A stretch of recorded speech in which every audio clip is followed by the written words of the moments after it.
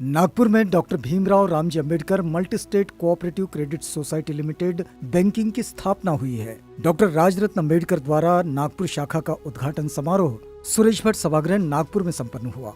वर्तमान में लोग सिर्फ राजनीति पर कॉन्सेंट्रेट कर रहे हैं, इसलिए बैंकिंग के माध्यम से वे बौद्धों की स्वतंत्र आर्थिक व्यवस्था की ओर ले जाने की कोशिश कर रहे हैं। ये मत डॉक्टर राजरत्न अंबेडकर ने व्यक्त किया। इस बैंक के माध्यम से समूचे देश में बौद्धों को फाइनेंशियली स्ट्रॉन्ग करने का ये मकसद है।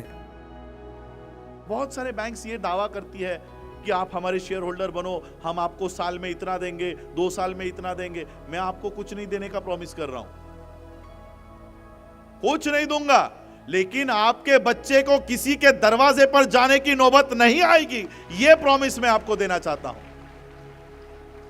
इतनी सारी पॉलिटिकल पावर हमारे हाथ में होने के बावजूद भी क्या हमारे ऊपर होने वाले अन्याय अत्याचार कम हुए हैं? इतने सारे मेंबर ऑफ पार्लियामेंट्स होने के बावजूद भी महाबोधि टेंपल का मुक्ति आंदोलन इतने दिनों से चल रहा है, उसको कोई सफलता हासिल हुई?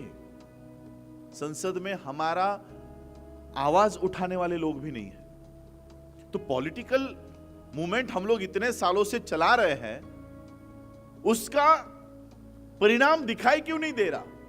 तो सोचो कि 1947 में जिनके पास इस देश में जमीन नहीं है, पैसा नहीं है, अगर वो इस देश की अर्थव्यवस्था हाथ में ले सकते हैं, तो हम 2500 सालों से इस देश के लोग हैं। और ऐसा नहीं कि हमारे हाथ में नहीं था। इस देश में इतनी विशाल यूनिवर्सिटीज हम लोगों ने तैयार की थी कि विश्व के लोग यहां पर आकर पढ़ाई किया करते थे। तक्षशिला थी, नालंदा थी, विक्रमशिला यूनिवर्सिटी थी। ये सारी हमारे हाथों से नष्ट कर दी गई। और इकोनॉमी सम्राट अशोका के समय ये भारत को सोने की चिड़िया कहा जाता था। वो इकोनॉमी हमारी थी।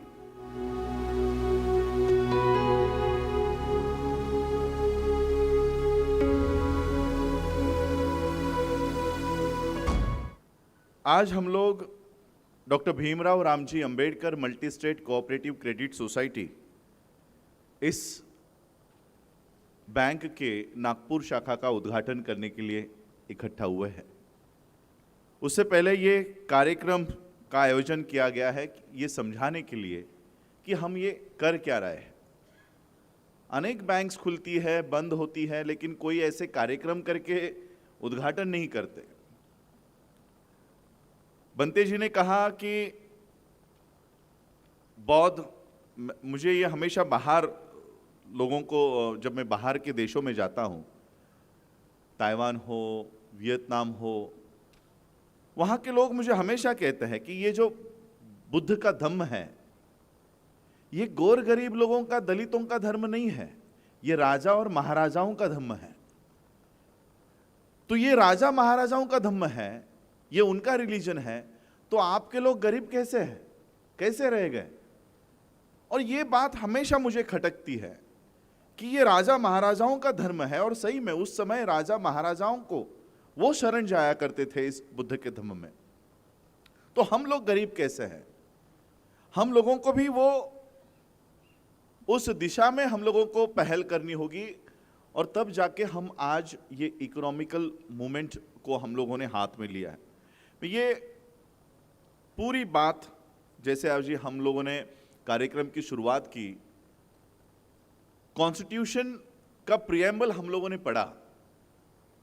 ये प्रियम्बल, पूरा संविधान हम बायहार्ट नहीं कर सकते, पूरा संविधान हम रट नहीं सकते, याद नहीं रह सकता, इसलिए उसका प्रियम्बल तैयार किया गया है कि संविधान का मुख्य उद्देश्य क्या है।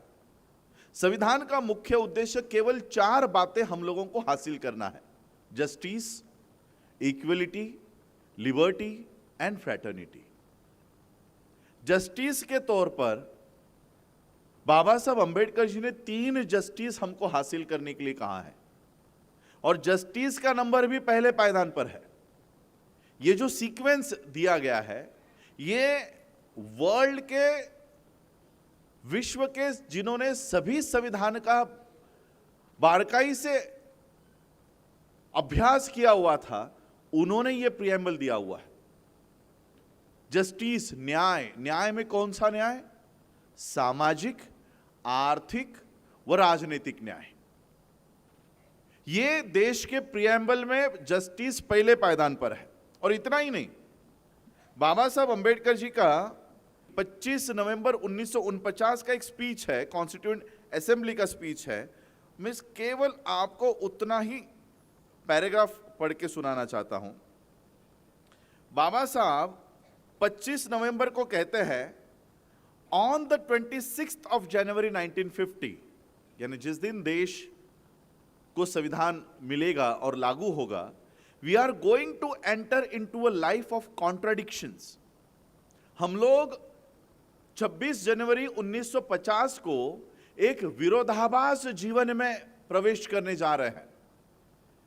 इन politics we will have equality, and in social and economic life we will have inequality. राजनीति में हम लोगों को बराबरी तो मिलेगी, लेकिन सामाजिक और आर्थिक क्षेत्र में हम गैर बराबर रहेंगे। In politics we will be recognising the principle of one man one vote and one vote one value. राजनीति में हम एक वोट, एक व्यक्ति, एक वोट और एक वोट का एक समान मूल्य, इस तत्व को हम एक्सेप्ट करेंगे। In our social and economic life we shall, by reason of our social and economic structure, continue to deny the principle of one man one value। लेकिन हम हमारे सामाजिक जीवन में और आर्थिक जीवन में हम इस तत्व को कि एक व्यक्ति और एक मूल्य, इसको हम हमेशा नकारते रहेंगे। ये कभी भी हम एक्सेप्ट नहीं करेंगे। How long shall we continue to live this life of contradiction? ऐसे विरोधाभास वाली जिंदगी हम कब तक जिएंगे? How long shall we continue to deny equality in our social and economic life? हम अपने सामाजिक और आर्थिक जीवन में ऐसे गैर बराबरी के सिचुएशन को, गैर बराबरी की जिंदगी को कब तक हम कंटिन्यू करेंगे?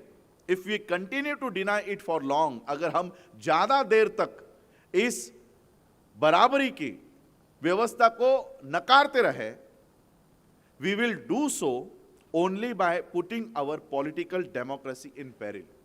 हम ऐसा करके हम अपनी राजनीतिक बराबरी को, राजनीतिक अधिकारों को खतरे में डाल देंगे। और एक दिन ऐसा आएगा, बाबा साहब कहते हैं, we must remove this contradiction at the earliest possible. जितने जल्दी हो सके उतने जल्दी हम लोगों को ये सामाजिक और आर्थिक गैर बराबरी की जो परिस्थिति है, इसको खत्म करना होगा। अन्यथा, और else those who suffer from inequality will blow up the structure of political democracy. अन्यथा अगर हमने ऐसा नहीं किया तो हम अपनी राजनीतिक आजादी को खो बैठेंगे।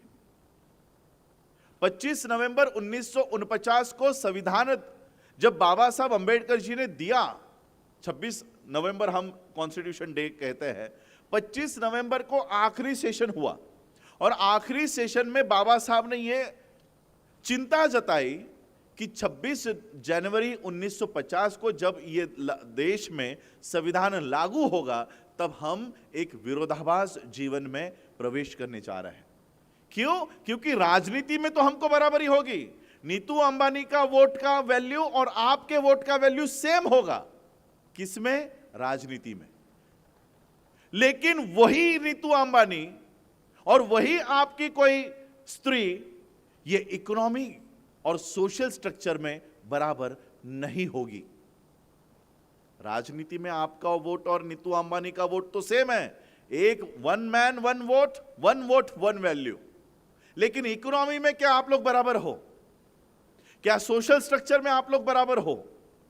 तो हमको जब तक हम ये सोशल और इकोनॉमिकल इक्वलिटी जब तक नहीं लाते, तब तक हमारी पॉलिटिकल डेमोक्रेसी या पॉलिटिकल इक्वलिटी किसी काम की नहीं होगी। ये बाबा साहब ने उस समय ये चिंता व्यक्त की थी। एक कोटेशन और मैं बाबा साहब का आपको सुनाना चाहूंगा, क्योंकि बहुत लोगों को लगता है कि हम कोई बिजनेस कर रहे हैं, बैंक ओपन करके कोई व्यवसाय शुरू कर रहे हैं। हम कोई व्यवसाय शुरू नहीं कर रहे, हम बाबा साहब के इस मूवमेंट को आगे बढ़ा रहे हैं। बाबा साहब ने एनिहिलेशन ऑफ कास्ट में एक बात कही है। बाबा साहब एनिहिलेशन ऑफ कास्ट में कहते हैं, an ideal society should be mobile, should be full of channels for conveying a change taking place in one part to other parts. In an ideal society, there should be many interests consciously communicated and shared. एक आदर्श समाज में ऐसी व्यवस्था होनी चाहिए कि जहां पर एक कोने में अगर कोई बदलाव होता है तो वो दूसरे कोने में उसकी इंफॉर्मेशन, उसकी जानकारी मिलनी चाहिए। 1936 में बाबा साहब को यह भाषण देने से रोका गया था, तब जाकर बाबा साहब ने इसको किताब के स्वरूप में पब्लिश किया। 1936 में किया हुआ यह भाषण 2025 में हम लोग हैं, 10 साल के बाद 100 साल पूरे हो जाएंगे। मुझे बताओ, क्या हमने कोई आइडियल सोसाइटी तैयार की है? क्या एक कोने में हुआ बदल दूसरे कोने में कम्युनिकेट हो पा रहा है? बाबा साहब कहते कि an ideal society there should be many interest consciously communicated and shared, there should be varied and free points of contact with other modes of association. In other words, there should be social endosmosis. This is fraternity, which is another name of democracy. बाबा साहब अंबेडकर जी ने उस समय हम लोगों को कहा कि हम लोगों को एक आदर्श समाज ऐसा तैयार करना है जहां पर कई सारे हेतु, कई सारे इंटरेस्ट उस समाज के पूरे किए जाए। अब हम लोग क्या कर रहे हैं? सिर्फ राजनीति में हम लोग कंसंट्रेट कर रहे हैं। जस्टिस, जिस जस्टिस को बाबा साहब ने तीसरे पायदान पर रखा हुआ है, सोशल, इकोनॉमिकल एंड पॉलिटिकल, हमने उसको पहले पायदान पर लाकर रखा है कि हमको पॉलिटिकल जस्टिस चाहिए। सोशल जस्टिस नहीं मिली तो भी चलेगा, इकोनॉमिकल जस्टिस नहीं मिली तो भी चलेगा, हमको पॉलिटिकल जस्टिस चाहिए। चलिए, हमने पॉलिटिकल जस्टिस की भी लड़ाई लड़ी और हासिल भी की, ऐसा नहीं कि हासिल नहीं की। लगभग 135 मेंबर ऑफ पार्लियामेंट्स आज शेड्यूल कास्ट के हैं। संसद जो है, उस संसद में 135 सांसद, ज्यांना आपण खासदार म्हणतो, आज असे 135 अनुसूचित जातीचे आहेत। इससे पहले के राष्ट्रपति भी हमारे थे, अभी के भी राष्ट्रपति शेड्यूल ट्राइब से है। इतनी सारी पॉलिटिकल पावर हमारे हाथ में होने के बावजूद भी क्या हमारे ऊपर होने वाले अन्याय, अत्याचार कम हुए हैं? इतने सारे मेंबर ऑफ पार्लियामेंट्स होने के बावजूद भी महाबोधि टेंपल का मुक्ति आंदोलन इतने दिनों से चल रहा है, उसको कोई सफलता हासिल हुई? संसद में हमारा आवाज उठाने वाले लोग भी नहीं है। तो पॉलिटिकल मूवमेंट हम लोग इतने सालों से चला रहे हैं, उसका परिणाम दिखाई क्यों नहीं दे रहा? उसका परिणाम इसलिए नहीं दिखाई दे रहा क्योंकि जो हमको तीसरे पायदान पर करना था वो हमने पहले पायदान पर किया, और जो हमको पहले पायदान पर करना चाहिए था वो हमने अभी तक किया ही नहीं। सोशल जस्टिस, सोशल जस्टिस की लड़ाई बाबा साहब खुद लड़कर गए, जीत कर गए, हमको वो कैरी ऑन करनी है। सोशल जस्टिस कब हासिल होती है पता है? एनिहिलेशन ऑफ कास्ट में बाबा साहब कहते हैं कि समाज कब निर्माण होता है? किसी भी आदर्श समाज को तब आदर्श समाज या समाज की उपाधि मिलती है जिस समाज में जाति व्यवस्था नहीं होती। जहां पर जातियां नहीं है वहां पर समाज तैयार होता है। और इसलिए बाबा साहब अंबेडकर जी ने हिंदू धर्म का त्याग किया, क्योंकि हिंदू रहते हुए हम हिंदू धर्म को एक आदर्श समाज तैयार नहीं कर सकते, क्योंकि वहां पर जातियां है। अनेक धर्मों के लोगों ने बाबा साहब को विनती की कि हमारा धर्म स्वीकार लो, इस्लाम ले लो, क्रिश्चियनिटी ले लो, सिखिज्म ले लो, लेकिन हर धर्म में जातियां वहां पर भी थी। इसलिए बाबा साहब ने ऐसा धर्म चुना, भले ही वो भारत से मिट गया हो, लेकिन उसमें जातियां नहीं है। बाबा साहब ने ऐसे धर्म को पुनर्जीवित करने का काम किया और हमको वो सोशल जस्टिस की लड़ाई शुरू करके दी, जीत कर दी कि इस धर्म में जातियां नहीं है, यहां पर सोशल जस्टिस हम लोगों को हासिल होगा। अब इकोनॉमिकल जस्टिस की लड़ाई हम लोगों को हाथ में लेनी चाहिए थी, हमने डायरेक्टली पॉलिटिकल जस्टिस की लड़ाई हाथ में ले ली। वो भी जरूरत थी, उस समय की मांग थी, तो उन्होंने उस तरह से किया, लेकिन पूरी तरह से हमने इकोनॉमिकल जस्टिस की लड़ाई को छोड़ दिया। आज ये बुद्धिस्ट बैंक की संकल्पना हमने कहां से शुरुआत की? थाने की कमेटी यहां पर बैठी हुई है, मेरे सामने भी लोग बैठे हुए हैं, कई सारे कार्यकर्तागण यहां बैठे हुए, जवादे सर है, बनते राजरत्न है। हर व्यक्ति ने घर घर जाकर लोगों को यह समझाया कि क्या कर रहे हैं हम लोग, क्यों करना चाहते हैं हम लोग। हमारा पहला उद्देश्य था नागपुर में ही, यही नागपुर में ही ग्राम पंचायत ने रिजोल्यूशन पास किया कि सर आप अच्छा काम कर रहे हो, ये हमारे गांव की ये 60 एकड़ जमीन है, ग्राम पंचायत की जमीन है, ये हम आपको यूनिवर्सिटी के लिए देते हैं। बुद्धिस्ट यूनिवर्सिटी के लिए उन्होंने वो जमीन हमको दे भी दी। उस समय हम कई सारे देशों के साथ मिलकर हमने उनको कहा कि हमको भारत में स्वतंत्र एजुकेशन सिस्टम चाहिए। क्यों?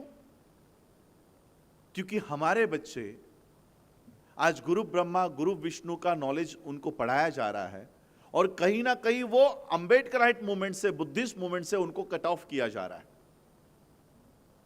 बच्चे हमारे पैदा हम लोगों ने किए, पाल पोस हम रहे हैं, खाना हम खिला रहे हैं, किताबें हम लेकर आ रहे हैं, स्कूल की फीस हम भर रहे हैं, लेकिन पढ़ क्या रहे हैं? गुरु ब्रह्मा गुरु विष्णु गुरु देवो महेश्वरा। अभी 2 दिन से बच्चों को अगर लड़की है तो राधा बन के बुला रहे हैं, अगर लड़का है तो कृष्ण बना के बुला रहे हैं। बच्चे हमारे हैं, कल्चर में किसके जा रहे हैं? बाबा साहब अंबेडकर जी ने उनके कोटेशन में यह क्लियर कर दिया है कि इस देश में केवल 2 ही कल्चर है, तीसरा कल्चर नहीं है। बाबा साहब ने कहा कि history of India is nothing but a moral conflict between Buddhism and Brahmanism. Bharat का इतिहास दूसरा तीसरा कुछ नहीं है, केवल बौद्ध धर्म और ब्राह्मणी धर्म में नैतिक संघर्ष है। ये यही संघर्ष चल रहा है। ये यहां पर कोई बीजेपी कांग्रेस की लड़ाई नहीं चल रही है। मेन झगड़ा बुद्धिज्म और ब्राह्मणिज्म का है। इस झगड़े से हमारा ध्यान भटकाने के लिए ये नॉन इश्यूज को टीवी पर दिखाते रहते हैं। मोदी अगर नालायक है तो राहुल गांधी ही लायक है, अगर राहुल गांधी नालायक है तो मोदी लायक है। हम लोगों को ऐसे फेक झगड़े में उलझा कर रखा हुआ है। मैं यही कहता हूं, ये फेक झगड़ा चल रहा है। फेक झगड़ा हमको दिखाते हैं ताकि हम अपना असली झगड़ा ना देख सके, असली युद्ध कहां चल रहा है वो ना देख सके, असली संघर्ष क्या चल रहा है ये ना जान सके। इसलिए हमको एक फेक झगड़ा दिखाया जाता है, मोदी वर्सेस गांधी। और इसलिए आज हम ये डाइवर्ट नहीं हो रहे। आज आप लोग जो यहां पर बैठे हो ना, 2 ही कल्चर है, या तो बुद्धिस्ट कल्चर या तो ब्राह्मणिकल कल्चर। और आप इंक्लूडिंग मी, इस छत के नीचे जितने भी लोग हैं, हम सभी लोग ब्राह्मणिकल कल्चर को मजबूत कर रहे हैं। सभी लोग, हम सभी लोग ब्राह्मणिकल कल्चर को मजबूत कर रहे हैं। बच्चे हम पैदा कर रहे हैं, उनको दे रहे हैं, लेके जाओ कावड़ यात्रा के लिए। पैसे हम कमा रहे हैं, यहां पर बैठा हुआ हर एक व्यक्ति पैसा कमाता होगा, नौकरियां कर रहा है, व्यवसाय कर रहा है, ऑटो चला रहा है, दुकान चला रहा है, सब्जी बेच रहा है, खेतों में काम कर रहा है, सभी लोग कर रहे हैं, पैसे कमाते हैं। 30 दिन के बाद, 31 दिन के बाद पैसा मिलता है, उठाकर ब्राह्मणिकल बैंक में देते, लेके जाओ, अडानी को दे देना। हमारी बुद्धि, हमारा पैसा, हमारा ह्यूमन रिसोर्स हम उठा उठाकर ब्राह्मणिकल सिस्टम को दे रहे हैं, लेके जाओ, यूज करो। और यही अब हमको रोकना है। यही रोकने के लिए हमने पहले बुद्धिस्ट यूनिवर्सिटी का हम लोगों ने प्रोजेक्ट शुरू किया, आर्किटेक्चर को लैंड दिखाई, पहाड़ दिया था, अभी कोई तो हमको अच्छी वाली जमीन तो देगा नहीं, एक पहाड़, उसको समतोल करने के लिए लाखों रुपए का खर्च था।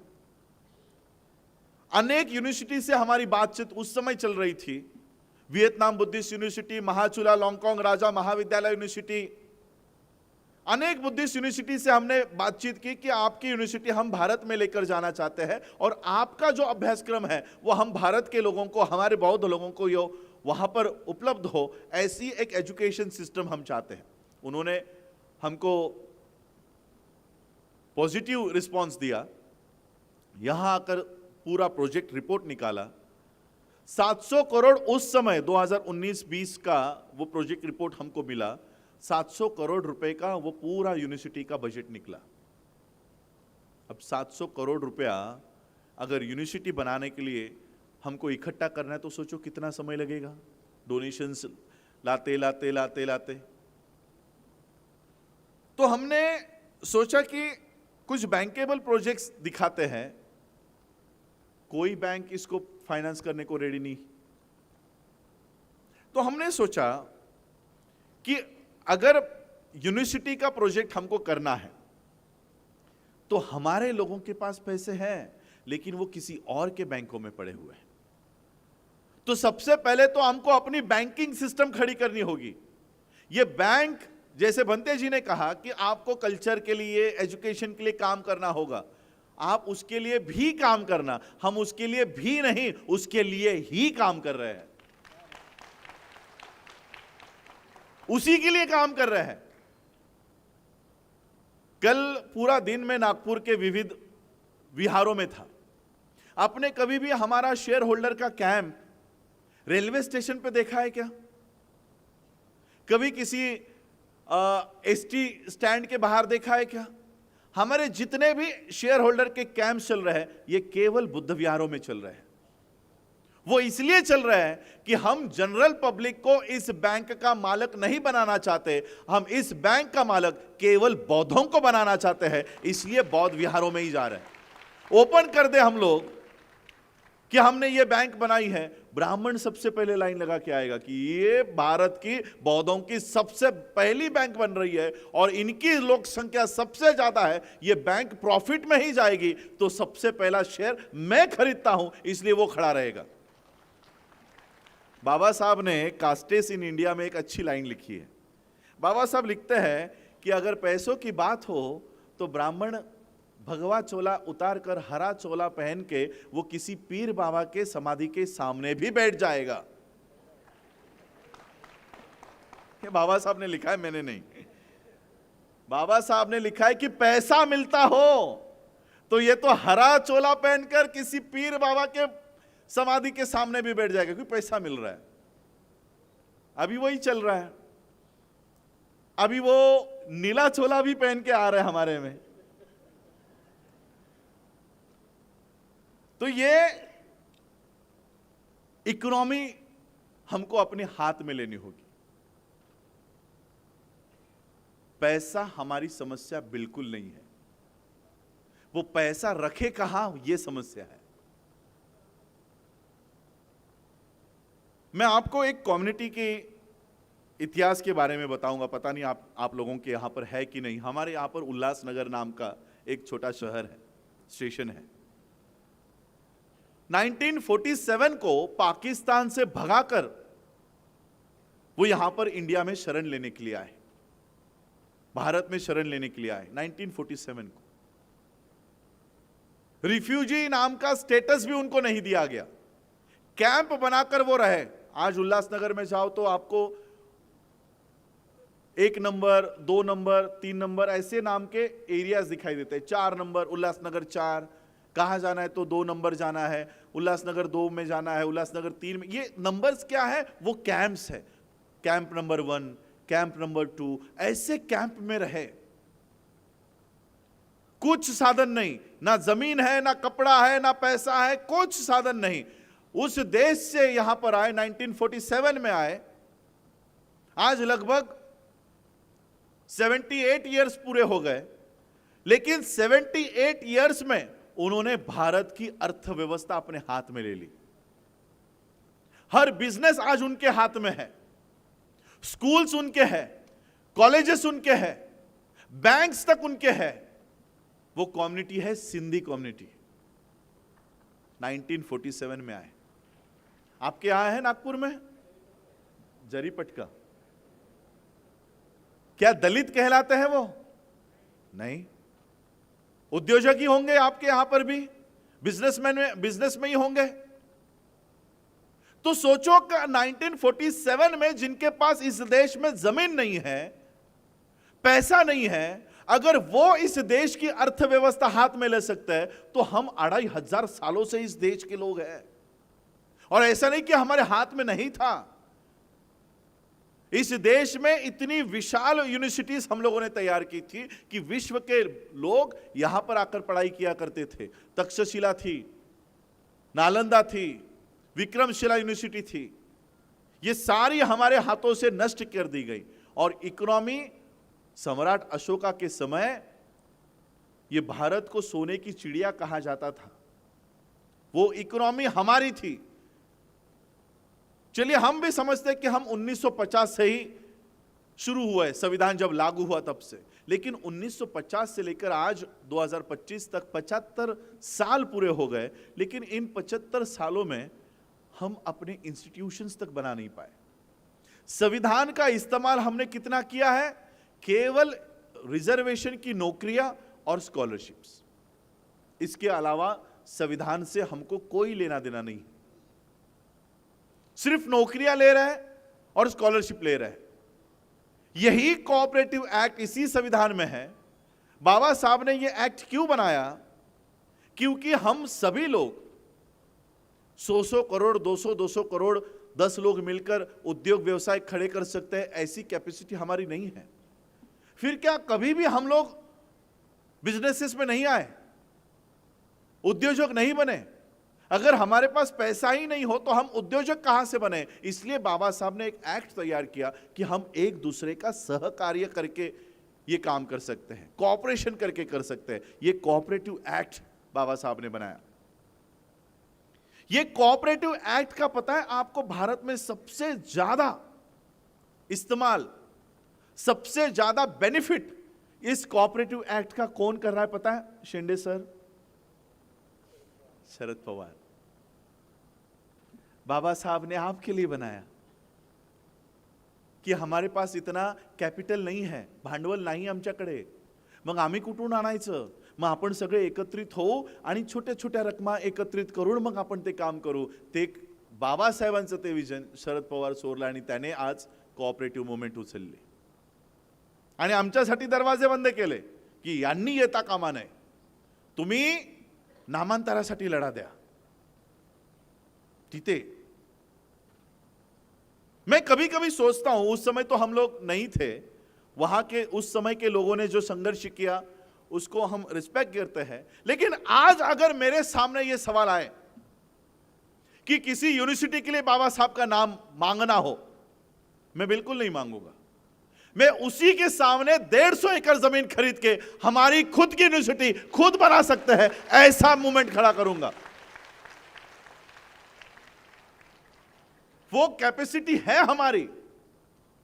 इस व्यवस्था ने जानबूझकर आपको दलित नाम दिया हुआ है, जानबूझकर। क्यों? क्योंकि आप में वो चेतना कभी जागृत ना हो। वो जानबूझकर आपको यह नाम दिया गया है कि ये दलित है। What do you mean by Dalit? Broken people, उद्ध्वस्त झालेली लोक, पिचलेली लोक, दबलेली लोक। म्हणजे तुमच्यामध्ये ती जागृती कधीच निर्माण होऊ नये की आम्ही स्वतःच्या बँक उभ्या करू शकतो, आम्ही स्वतःचे विश्वविद्यालय उभे करू शकतो, आम्ही स्वतःचे चॅनल उभे करू शकतो.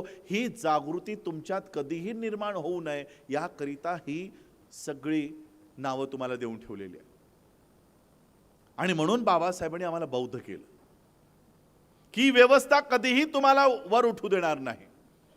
बाबासाहेबांचे बुद्धिस्ट असल्याचे स्पीचेस तुम्ही कधी वाचा. याच नागपूरमध्ये दिलेलं भाषण आहे 15 ऑक्टोबर 1956चं. आणि म्हणून आम्हाला त्या दिशेने आता आम्ही मार्गक्रमण करत आहोत. ही जी बैंक आम्ही निर्माण केलेली आहे, इस बैंक के माध्यम से केवल बैंकिंग का व्यवसाय हम लोग शुरू नहीं कर रहे हैं, बुद्धिस्ट मूवमेंट को हम खड़ी कर रहे हैं. ये लड़ाई बैंक वर्सेस बैंक की नहीं है, ये लड़ाई कल्चर की है. इस देश में बुद्धिस्ट कल्चर सरवाइव करेगा कि या ब्राह्मणिकल कल्चर सरवाइव करेगा, ये लड़ाई चल रही है. और इसलिए अगर बुद्धिस्ट कल्चर को हम लोगों को रिवाइव करना है तो बुद्धिस्ट कल्चर को रिवाइव करने के लिए जितने भी सपोर्टिव काम हमको करने हैं वो करने पड़ेंगे. जैसे आज हमारा पैसा ब्राह्मणिकल सिस्टम में जा रहा है. हम लोगों ने, मैं फाइनेंस का विद्यार्थी हूं, 2003 में मुंबई यूनिवर्सिटी से फर्स्ट क्लास में कॉमर्स ग्रेजुएट हूं. उसके बाद मैं एमबीए किया, diploma in business management, advance diploma in management, masters of business administration, finance में एमबीए किया, पीएचडी इन फाइनेंशियल मैनेजमेंट. उस समय ना मेरे दोस्त मुझे, यानी क्या विजन था पता नहीं, यही था कि दोस्तों के साथ मिलके पढ़ाई करनी है, आउट ऑफ इंडिया सेटल होना है, बैंक के एग्जाम्स JAIIB, CAIIB, ये सारे बैंकिंग के एग्जाम्स हम दे रहे थे. और फिर उस समय मेरे पिताजी ने कहा कि चलो अभी तुम्हारा पीजी कंप्लीट हो गया है, डॉक्टरेट डिग्री के लिए बाबा साहब का विषय चुनो. मैंने कहा ठीक है. बाबा साहब एज एन इकोनॉमिस्ट, बाबा साहब का क्या काम है वो पढ़ना मैंने शुरू किया. और जब बाबा साहब के ये विजन्स पता चले कि क्या करना चाहते थे, मैंने तो हमेशा बहुत सारे स्पीचेस में मेरे नाम का इतिहास बता दिया है, तो सबको वो तो पता ही है ही. तो जब बाबा साहब का ये विजन पता चला तो कहीं ना कहीं लगा कि आज हम ये जो डिग्रीज ले पाए हैं, भले मैंने रिजर्वेशन नहीं लिया हो, लेकिन मैं एजुकेशन ले सकूं, मैं पढ़ाई कर सकूं, इसलिए बाबा साहब ने संघर्ष किया है. और आज ये एजुकेशन लेने के बावजूद भी हमारी आइडेंटिटी क्या है. उस समय हम लोगों को सिलेबस का भाग के तौर पर बिजनेस मैगजीन्स पढ़ना पड़ता था. बिजनेस मैगजीन्स में केस स्टडीज वहां की एनालाइज करनी पड़ती थी. तो सबसे बड़ी बिजनेस मैगजीन उस समय की थी फोर्ब्स मैगजीन, FORBES. फोर्ब्स नाम की मैगजीन हुआ करती थी और वो हम लोग एज अ सिलेबस वो पढ़ते थे. उसी मेरे ड्यूरेशन के दरमियान, कोर्स के ड्यूरेशन के बीच में फोर्ब्स मैगजीन में किसी मंथ के एडिशन में फ्रंट पेज पे एक व्यक्ति का फोटो छपा और टाइटल था richest Dalit in the world. मुझे वो टाइटल कुछ पसंद नहीं आया. मैंने वो पढ़ा सारा, उसका संघर्ष पढ़ा, कैसे कैसे उसने बिजनेस एम्पायर खड़ा किया, कैसे कैसे मिलियनियर बिलियनियर बना. और फिर वो पढ़ने के बाद मुझे लगा कि इतना पैसा कमाने के बावजूद भी उसकी दलित आइडेंटिटी नहीं गई. क्यों नहीं गई? क्योंकि उसने जितना भी पैसा कमाया वो खुद के बेनिफिट के लिए कमाया, खुद की संपत्ति बढ़ाने के लिए कमाया. और उस समय मेरे जहन में एक बात आई कि हम अपनी वैयक्तिक कितनी भी प्रगति कर ले, हम वैयक्तिक झोपड़े से बंगले में शिफ्ट हो जाए, साइकिल से मर्सिडीज में शिफ्ट हो जाए, लेकिन अगर हमारा समाज अगर वहीं पर है तब तुम्हारे वैयक्तिक प्रगति का कोई अर्थ नहीं है. और इसलिए मैंने उस समय निर्णय लिया कि आज जो पढ़ाई से ज्ञान जो हमको हासिल हुआ है, इस पढ़ाई का इस्तेमाल अगर मैं अपने ही परिवार के लिए करता रहूं तो मेरी भी पहचान क्या होगी? दलित। ये दलित लोग हैं। भले मैं जापान में शिफ्ट हो जाऊं, भले मैं किसी बुद्धिस्ट कंट्री में जाकर रहने लगूं, फिर भी इंडिया में आने के बाद क्या कहें? ये दलित है। यही अभी का उदाहरण ले लो, सुप्रीम कोर्ट के चीफ जस्टिस बनने के बावजूद भी उनकी दलित आइडेंटिटी नहीं जाती। सारा मीडिया यही छाप रहा था कि फर्स्ट दलित चीफ जस्टिस। और इसलिए हमारे पढ़ाई का इस्तेमाल जब तक जिस समाज में हम पैदा हुए हैं उसको अपलिफ्टमेंट के लिए नहीं इस्तेमाल में होता, तब तक हमारी पहचान नहीं बदल पाएगी। और इसलिए मैंने उस समय निर्णय लिया। मेरे दोस्त उस समय कहा करते थे, अरे इतनी अच्छी नौकरी तुझे मिल रही है, हमसे अच्छा पैकेज मिल रहा है, हमसे अच्छा पैकेज मिल रहा है, तो क्यों एक्सेप्ट नहीं कर रहा? कहां पर लोगों को समझाने के लिए जा रहा है? मैंने कहा ठीक है, मुझे ये नहीं एक्सेप्ट करना जिस जो डीएनए हमारे शरीर में है। बहुत लोगों ने मुझे सवाल भी किया कि बहुत लोगों ने हमको धोखा दिया, किसी ने चैनल बनाया, किसी ने बैंक खड़ी की और फिर वो भाग गए। मेरा इंटेंशन प्योर है। इंटेंशन के अलावा मैं ऐसा डीएनए लेकर पैदा हुआ हूं जिस डीएनए ने हमेशा परिवार के बारे में नहीं, समाज के बारे में पहला सोचा है। उस डीएनए में मैं पैदा हुआ हूं जो, और ये एक पीढ़ी का नहीं, रामजी बाबा को ले लो, मालोजी बाबा को ले लो, बाबा साहब अंबेडकर है। इन्होंने हमेशा अपने परिवार के बारे में नहीं सोचा, समाज के बारे में सोचा कि जिस समाज में हम पैदा हुए हैं उसको कैसे अपलिफ्ट किया जाए। और आज हम ये बैंकिंग सेक्टर को इसलिए हाथ में ले रहे हैं क्योंकि हम पैसा तो कमा रहे हैं। 1923 और 13 में बाबा साहब अंबेडकर जी ने प्रॉब्लम ऑफ रुपी, ये लंदन स्कूल ऑफ इकोनॉमिक्स में उनका डॉक्टरल थीसिस बाबा साहब अंबेडकर जी का ये प्रेजेंट हुआ। इस थीसिस के रिकमेंडेशंस के ऊपर रिजर्व बैंक ऑफ इंडिया का निर्माण हुआ। रिजर्व बैंक ऑफ इंडिया के माध्यम से इस देश की सभी बैंक्स का नियंत्रण होता है। यानी आज भारत में दिखने वाली हर एक बैंक ये बाबा साहब अंबेडकर जी के 1923 के प्रॉब्लम ऑफ रुपी की देन है, हर एक बैंक। अब हमारा झगड़ा क्या होता है हमेशा? रिप्रेजेंटेशन का, कि हमारा हिस्सा कहां है। यही झगड़ा है ना हमारा। राजनीति में हम अपनी हिस्सेदारी मांग रहे हैं, तो वही हिस्सेदारी हम आर्थिक नीति में क्यों नहीं मांगते, अर्थशास्त्र में क्यों नहीं मांगते? इतनी सारी बैंक्स हमारे सामने है पूरे देश भर में। स्टेट बैंक ऑफ इंडिया ले लो, बैंक ऑफ महाराष्ट्र ले लो, सेंट्रल बैंक ले लो, पीएनबी बैंक ले लो, पंजाब नेशनल बैंक ले लो, एचडीएफसी, आईसीआईसीआई, ये प्राइवेट बैंक्स ले लो। इन सारी बैंक्स में हमारी बैंक कौन सी है? जो बुद्धिस्ट कल्चर को या को सपोर्ट करती हो, ऐसी इनमें से कौन सी वाली बैंक है? बताओ मुझे, है कोई बैंक? दो ही कल्चर है, या तो बुद्धिस्ट कल्चर या तो ब्राह्मणिकल कल्चर। अब ये बैंक्स को भी पता नहीं होगा कि वो ब्राह्मणिकल कल्चर को सपोर्ट कर रही है। मैं आपको एक उदाहरण देना चाहूंगा। आप लोग यहां पर सभी लोगों के अकाउंट्स किसी ना किसी बैंक में तो है। स्टेट बैंक ऑफ इंडिया ये ऐसी बैंक है कि पूरे भारत में इसके ब्रांचेस है और हर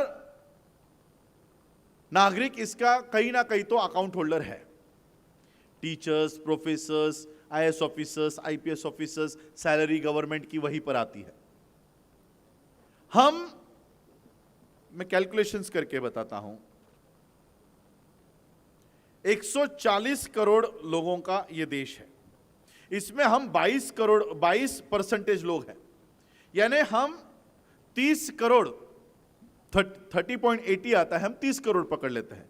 30 करोड़ लोग भी, अगर अनुसूचित जाति के लोग भी अगर 1,000 रुपया भी रखे तो 31,000 करोड़ हमारा एसबीआई के पास है, स्टेट बैंक ऑफ इंडिया के पास है। ये एक बैंक का बोल रहा हूं, ऐसे अनेक बैंकों में ये डिवाइड होगा। हम लोग जब एमबीए की पढ़ाई करते थे, कॉमर्स की पढ़ाई करते तो एक टर्म यूज होता है, इंडियन इकोनॉमी। यह भी एक बहुत बड़ा भ्रम है। इस देश में इंडियन इकोनॉमी जैसा कोई शब्द अस्तित्व में है ही नहीं। जो भी इकोनॉमी है वो है ब्राह्मणिकल इकोनॉमी। अब ये इंडियन इकोनॉमी को, ये ब्राह्मणिकल इकोनॉमी को, इनके पास हमारा 31,000 करोड़ रुपया पड़ा हुआ है। किनका? जिन्होंने सिर्फ 1,000 रुपया रखा है। अब किसी किसी का 1 लाख होगा, किसी का 10 लाख होगा, किसी के 25 लाख होंगे, ले मैं एवरेज पकड़ रहा हूं कि 1,000 ही रुपया हमने रखा हुआ है। अगर 1,000 भी रुपया हमने इंडियन इकोनॉमी में रखा हुआ है तो हमारा 31,000 करोड़ रुपया इंडियन इकोनॉमी, ब्राह्मणिकल इकोनॉमी के पास पड़ा है। लेकिन यही ब्राह्मणिकल इकोनॉमी जब हमारा बच्चा एमबीबीएस के लिए जाता है, इंजीनियरिंग के लिए जाता है, मेरे पास इसके लिखित में एप्लीकेशंस है। हमारी एक बच्ची 98% 12th साइंस में परसेंटेज लेकर पास हुई। नवी मुंबई के डीवाई पाटिल कॉलेज में उसको एडमिशन भी मिला, बिना किसी डोनेशन के। डोनेशन की भी जरूरत नहीं पड़ी। आज एक एमबीबीएस की सीट 5 से 10 करोड़ में बिकती है, लेकिन उसको उसके मार्क्स के वजह से डोनेशन देने की जरूरत नहीं पड़ी। लेकिन फीस, 1 साल की फीस है 30 लाख रुपए एमबीबीएस की। बहुत कम वाली मैंने बताई आपको, सब्सिडाइज रेट वाली। अब वो 30 लाख रुपए भी वो बच्ची नहीं भर पा रही थी। 1 साल कॉलेज को रिक्वेस्ट करके करके करके उसने समय ले लिया, दूसरे साल भी समय ले लिया, तीसरे साल उसको एग्जाम में बैठने से रोका गया। फीस नहीं भरोगे तो बैठने नहीं देंगे। 3rd ईयर में वो बच्ची मेरे पास आई कि सर मेरा एग्जाम है, कॉलेज मुझे बैठने नहीं दे रहा। 2 साल में वो बच्ची डॉक्टर बन सकती है, 2 साल में बच्ची डॉक्टर बन सकती है। मैंने उनको पूछा कि कितने फीस बाकी है, तो उन्होंने फीस स्ट्रक्चर बताया, 30 लाख, ऐसे 90 लाख रुपए बाकी, और 2 साल के 30 लाख, 60 लाख वो और भरने हैं। 5-10 लाख रुपए होते तो हम मदद कर सकते थे, 90 लाख कहां से भर सकते हैं? मैंने उनको पूछा कि गवर्नमेंट ऑफ इंडिया का एजुकेशन लोन स्कीम है, जिसमें पूरा एजुकेशन होने के बाद बच्चे की जब नौकरी लगती है तब वो इंस्टॉलमेंट्स, रीपेमेंट का शेड्यूल शुरू होता है। मैंने कहा इस स्कीम में आप क्यों नहीं पैसे लेते? उन्होंने मुझे स्टेट बैंक ऑफ इंडिया का लेटर हेड दिखाया, जिसपे स्टेट बैंक ने लिखा था की तुमच्याकडे तारण ठेवण्यासाठी काही नसल्यामुळे आम्ही तुम्हाला लोन देऊ शकत नाही। अभी आप लोग भी कभी जाओ बैंक में, लोन मांगो, 25 लाख का लोन चाहिए, वो कहेंगे तुम्हारा सिबिल स्कोर अच्छा नहीं है। लोन देते समय आप लोग इनएलिजिबल हो जाते हो, ये डॉक्यूमेंट नहीं। लेकिन पैसा रखने के लिए जाओ, वो कभी नहीं कहेंगे कि आप इनएलिजिबल हो, दो, आने दो। देते समय वो आपको नहीं देंगे, अनेक नुक्स निकालेंगे कि आपका सिबिल स्कोर अच्छा नहीं है, आप रीपेमेंट नहीं कर सकते। लेकिन वही स्टेट बैंक ऑफ इंडिया, मैं कोई मनगढ़ंत कहानियां नहीं बताऊंगा, वही स्टेट बैंक ऑफ इंडिया जिसको हम 30 लाख रुपए, जहां पर हमारा बच्चा डॉक्टर बन सकता है और वो स्कीम है, हमारे अधिकार के हैं, वो मांगने गए तो वो कहता है कि हम आपको नहीं दे सकते। लेकिन वही SBI, Adani SBI loan wave of, ये कुछ टर्म्स है जो गूगल पे डालने के बाद हर पेपर की न्यूज आ जाती है। द हिंदू नाम का इंग्लिश पेपर है, बिजनेसमैन ये पेपर पढ़ते हैं। द हिंदू का 29 मार्च 2022 को ये न्यूज है कि स्टेट बैंक ऑफ इंडिया ने अडानी के 12,770 करोड़ रुपए का लोन माफ कर दिया।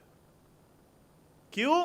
क्योंकि वो नवी मुंबई का एयरपोर्ट बना रहे हैं, राष्ट्र हित का काम कर रहे हैं, अच्छा काम कर रहे हैं, इसलिए हम उनका 12,770 करोड़ का लोन माफ कर देते हैं।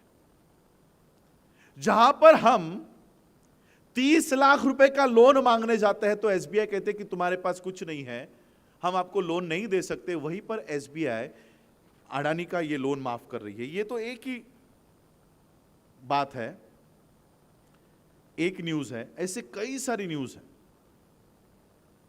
पूरा मिलाकर एक न्यूज है कि लगभग अभी तक उनके 35,000 करोड़ रुपया माफ किया हुआ है एक बैंक ने। बाकी पता नहीं और बैंक्स में से कितने लोन माफ हुए होंगे। अब एक सादा सिंपल लॉजिकल क्वेश्चन मैं आपको पूछता हूं। अडानी जो है ये वर्ल्ड का सबसे रिचेस्ट आदमी के सूची में दूसरे क्रमांक पर आता है। ये जो उद्योजक है, क्या ऐसा रिचेस्ट उद्योजक अपना सारा पैसा, अपना सारा कैपिटल क्या किसी सरकारी बैंक में रखता होगा? इसके अकाउंट्स कहां हैं पता है? Bank of China, bank of America, Swiss bank. अपना कमाया हुआ सारा पैसा वो भारत के बाहर के बैंकों में रखता है, लेकिन अगर लोन उठाना है तो वो सरकारी बैंकों से उठाता है। अब इन बैंकों में पैसा कौन रख रहा है? हम लोग। जितने भी बैंक्स में तुम्हारे अकाउंट्स है वो सारा पैसा रोज यूज हो रहा है, रोज यूज होता है।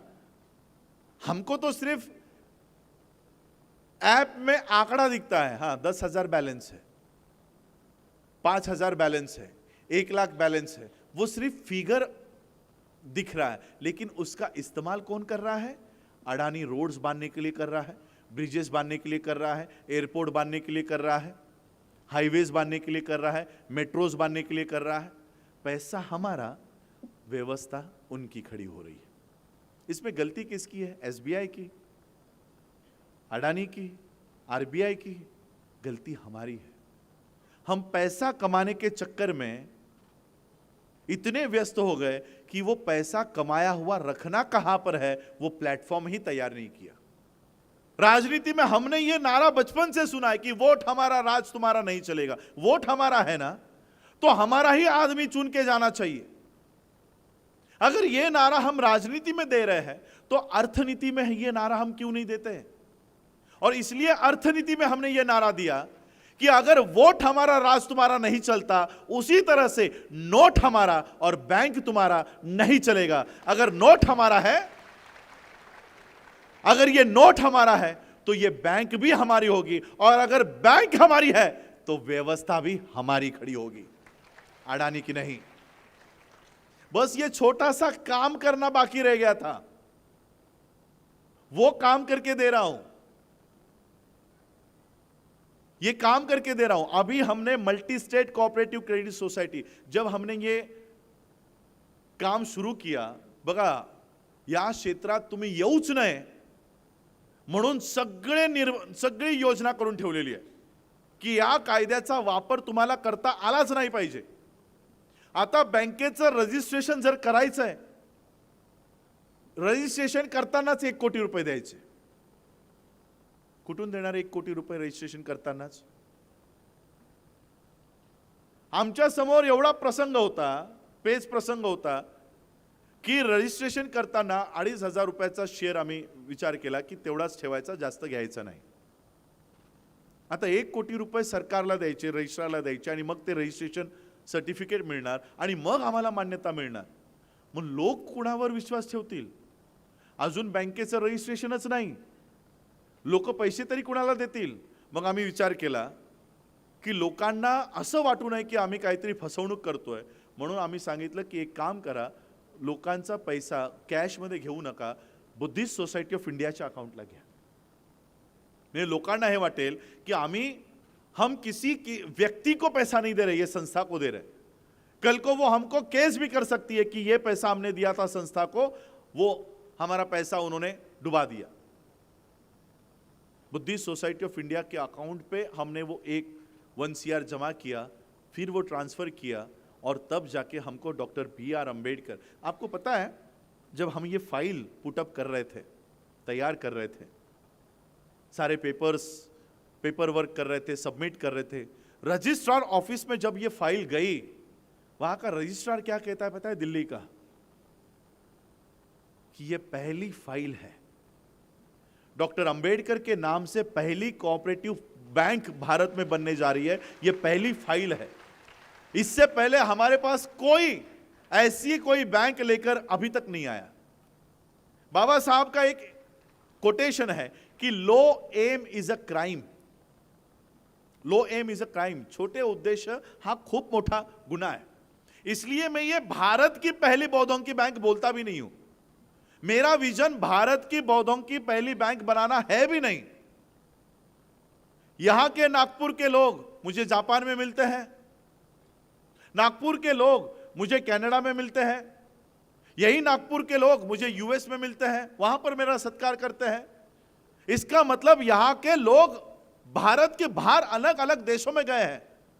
तो ये भारत की पहली बैंक क्यों बने, ये वर्ल्ड की पहली बौद्धों की बैंक बने, इसका विजन लेकर मैं चल रहा हूं।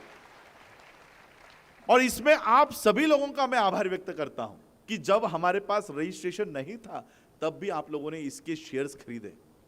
अब वो शेयर सर्टिफिकेट्स वितरण करने का कार्यक्रम भी शुरू होगा। अब इसको रजिस्ट्रेशन सर्टिफिकेट मिल गया। मल्टी स्टेट क्रेडिट सोसाइटी ये फर्स्ट स्टेप है। मैं आपको, क्योंकि आप शायद शेयर होल्डर बैठे भी होंगे या शायद जिसको बनना है वो भी यहां पर बैठे होंगे, इसलिए मैं आपको विजन बताता हूं, स्टेप बताता हूं किस तरह से हम काम कर रहे हैं। पहला स्टेप था क्रेडिट सोसाइटी, जो हमने हासिल कर लिया। दूसरा स्टेप है कोऑपरेटिव बैंक। हमारी पॉपुलेशन कितनी है? 22%। मैं आपको एक और कम्युनिटी का उदाहरण दूंगा। जब मैं किसी कम्युनिटी का उदाहरण दे रहा हूं तब उनका अपमान करना या उनको नीचा दिखाना मेरा उद्देश्य बिल्कुल नहीं है, चाहे वो सिंधीज हो या अभी जिनका उदाहरण दे रहा हूं वो हो। कोंकण में एक कम्युनिटी रहती है सारस्वत नाम की, आपने सुना है कभी इनके बारे में? सारस्वत। अच्छा, ये कौन होते हैं? मुस्लिम होते हैं, जैन होते हैं, कौन होते हैं सारस्वत? ब्राह्मण। पूरा टर्म है सारस्वत ब्राह्मण, पण ते सारस्वत ब्राह्मण म्हणत नाही, फक्त सारस्वत म्हणतात। सारस्वत ब्राह्मण, ब्राह्मणों में एक सेक्ट है। पूरे भारत में ब्राह्मणों की पॉपुलेशन 3.5% है, उसमें अगर सारस्वत निकाले तो 1% भी नहीं है। वो मोस्टली बेस्ड है कोंकण डिवीजन में। नागपूरमध्ये आहेत का सारस्वत ब्राह्मण्स? कमी असतील, आता सगळीकडे ते गेल्या म्हणून, पण मुळात ते कोकणामध्ये बेस्ड असतात। या सारस्वत ब्राह्मणांनी 1% ब्राह्मणांनी बाबासाहेब आंबेडकरांच्या आर्थिक धोरणावर काम केलं। आणि ज्या कोऑपरेटिव्ह मुवमेंटचं आज मी तुम्हाला सांगतोय, त्यांनी 60 वर्ष आधीच त्याच्यावर काम केलं।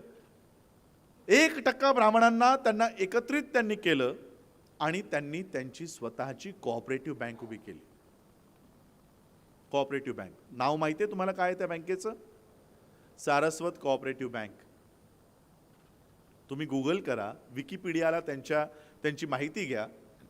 आज सारस्वत बँक 58 कंट्रीज मध्ये आहे। 1% ब्राह्मणांची बँक आज 58 कंट्रीज मध्ये आहे। आम्ही 22% आहोत,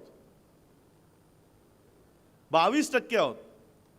ब्राह्मणांना त्यांची बँक 58 देशामध्ये नेण्यासाठी 60 वर्ष लागली, 60 वर्ष। पण या राजरत्न आंबेडकरला बौद्धांची बँक जगामध्ये नेण्यासाठी 10 वर्ष लागतील, फक्त 10 वर्ष।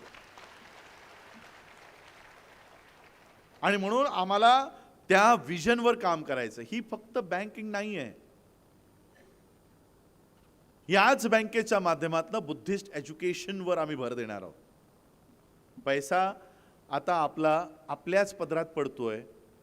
आपल्याच पदरात पडल्यानंतर मग या पैशाचं काय करायचं, तर आमचं एज्युकेशन उभं राहिलं पाहिजे.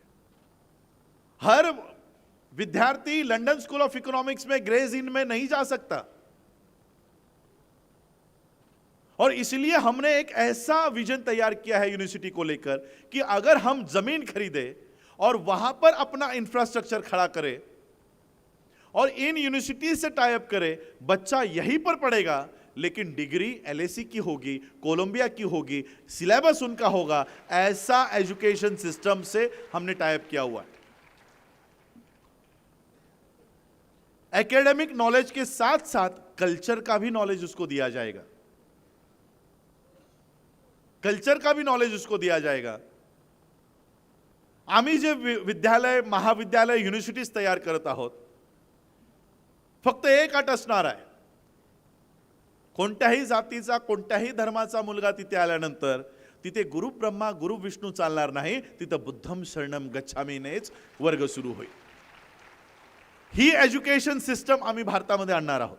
पण त्यासाठी जो फायनान्स लागणार आहे तो कोण देणार? ती डॉक्टर B.R. आंबेडकर बँक उभी राहील, त्यावेळेस एज्युकेशन सिस्टम उभं राहील.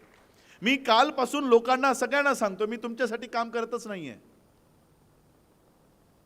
मुझे अभी अंदर बैक स्टेज किसी ने पूछा कि बैंक का शेयर लेने के बाद हमको क्या प्रॉफिट मिलेगा. शेयर 2500 रुपीजचा आहे, 2500 रुपयाचा शेयर आहे. तो 2500 रुपए का शेयर लेने के बाद हमको क्या प्रॉफिट मिलेगा. अरे कितना प्रॉफिट चाहिए, ये प्रॉफिट से ही पहना हुआ है. अभी भी हम यहां पर बैठे हुए ना, वो प्रॉफिट की ही देन है. बाबा साहब ने काम किया, उसका प्रॉफिट हम खा रहे हैं. अगर हम काम करें तो हमारा बच्चा, हमारा जनरेशन प्रॉफिट खाएगा. हम काम नहीं करना चाहते और हमको आगे प्रॉफिट देना है. मैं आप लोगों के लिए काम ही नहीं कर रहा हूं. मैं आप लोगों को कोई डिविडेंड प्रॉफिट देने के लिए बैंक खड़ी नहीं कर रहा हूं. लेकिन कल आपका बच्चा जब एमबीबीएस के लिए खड़ा होगा, इंजीनियरिंग के लिए खड़ा होगा, आईआईटीएन बनना चाहेगा, साइंटिस्ट बनना चाहेगा, तब डॉक्टर B.R. आंबेडकर बैंक उसको एजुकेशन लोन प्रोवाइड करेगी. ये काम हम लोग कर रहे हैं. और ऑब्वियसली बैंक का जो प्रॉफिट होगा, क्योंकि ये कोऑपरेटिव बैंक है, ये कोई मेरे घर की बैंक तो है नहीं.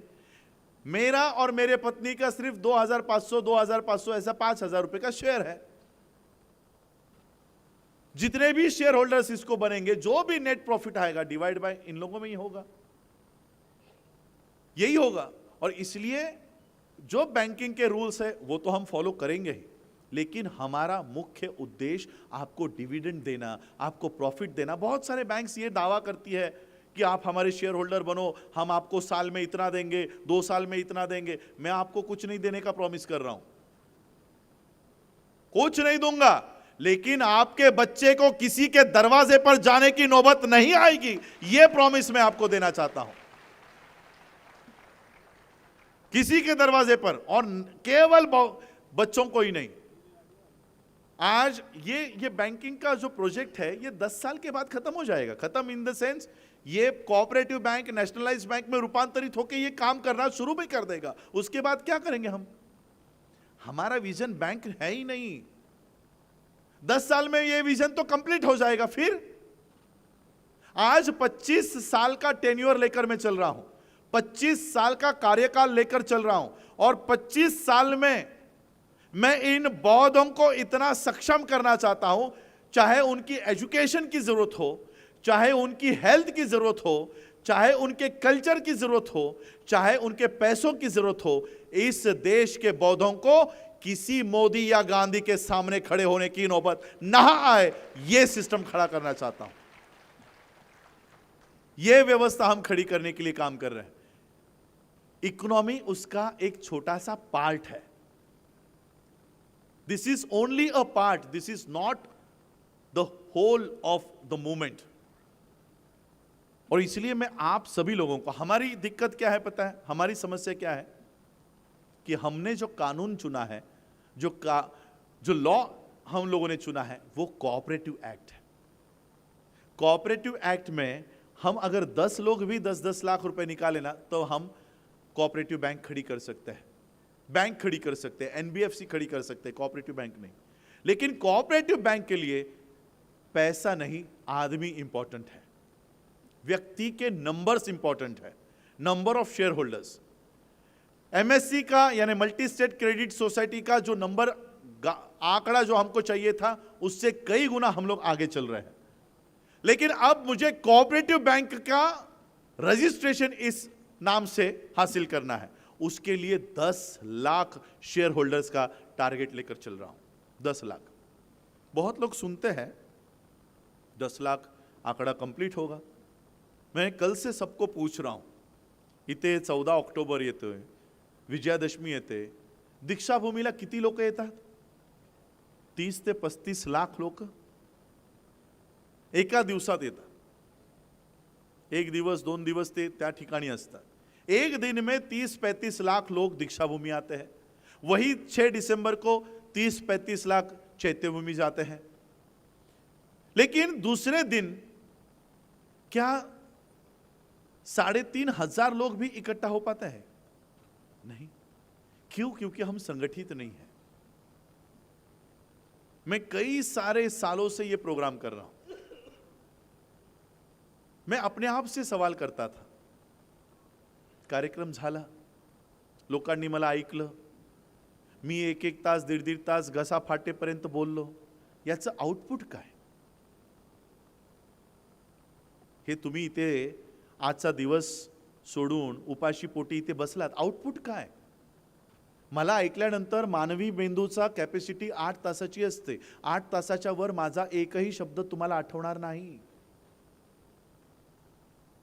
8 तासाच्या नंतर मी काय बोललो होतो आठवणार नाही। मग हे तुम्ही इकडे येऊन बसलात, वेळ दिलात, याचा आउटपुट काय? हा प्रश्न मी मला विचारायचो। एक दिवस मी थकून जाईन, मला बोलण्याची ती ऊर्जा राहणार नाही, कॅपॅसिटी राहणार नाही। मग काय आयुष्यभर भाषणच करायची? या लोकांना काहीतरी विजन दिलं पाहिजे। ही लोक मला ऐकायला येत आहेत, मला बघायला येत आहेत। मग या लोकांच्या डोक्यात काहीतरी विजन दिलं पाहिजे, दूरदृष्टी दिली पाहिजे। आणि मग त्यावेळेस या छोट्या छोट्या छोट्या छोट्या सभा, या सभेतनं 100 शेअर होल्डर तरी बाहेर पडले, अशा पद्धतीने त्यांना विजन दिलं। आणि आज आम्ही मल्टी स्टेट क्रेडिट सोसायटी तयार करू शकलो। आज पण तुम्ही लोक मला ऐकताय। काही लोकांना वाटेल नाही किती रुपये द्यायचे, 2,500 रुपये, किती वर्षातनं, किती महिन्यातनं, किती दिवसातनं, आयुष्यभरातनं एकदा बाजूला काढायचे, तेही मला नाही द्यायचे, स्वतःच्याच अकाउंटमध्ये ठेवायचे। याचा परिणाम काय होईल की आमची भारतामध्ये स्वतंत्र अर्थव्यवस्था उभी राहील। स्वतंत्र अर्थव्यवस्था 5 वर्षाचाच टार्गेट घेऊन चाललोय मी, 5 वर्षाचा।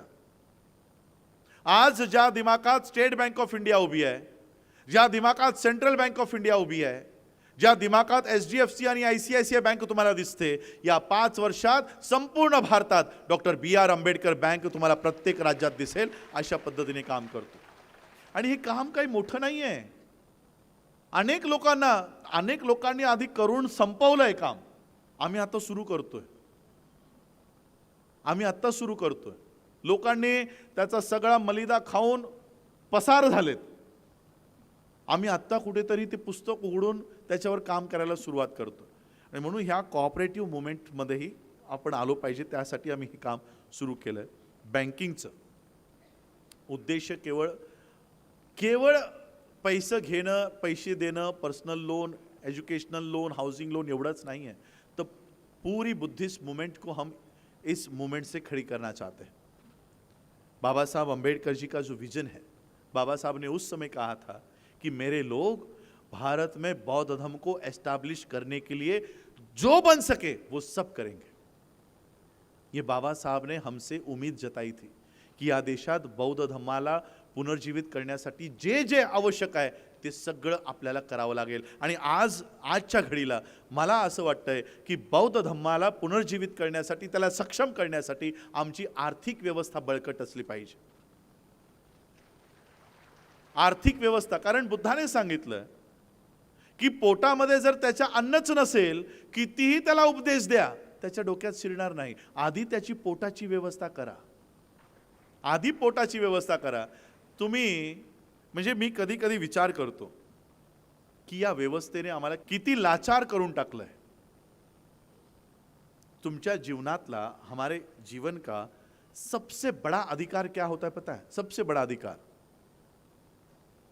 शादी करना, घर खरीदना, ये सबसे बड़ा अधिकार नहीं है.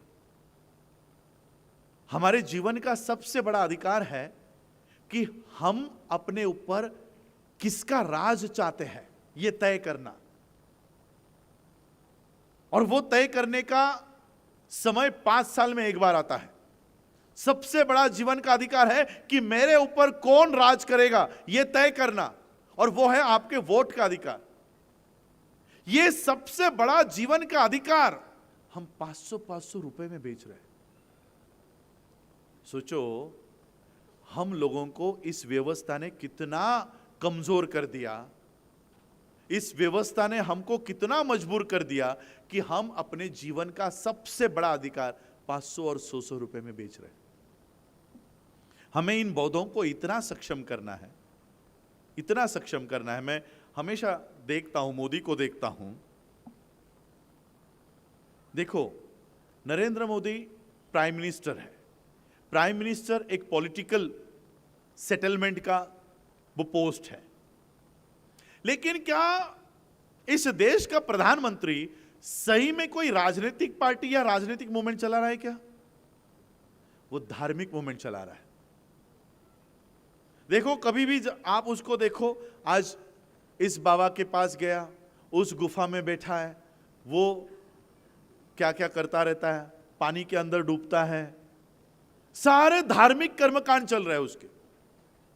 पॉलिटिकल मूवमेंट नहीं है ये. जब इलेक्शंस की बारी आती है तो वो जैन मुनियों के पैर पड़ते हुए भी हमने उसको देखा है. जैनों के पैर क्यों पड़ता होगा? उनके तो वोट भी नहीं है. जैनों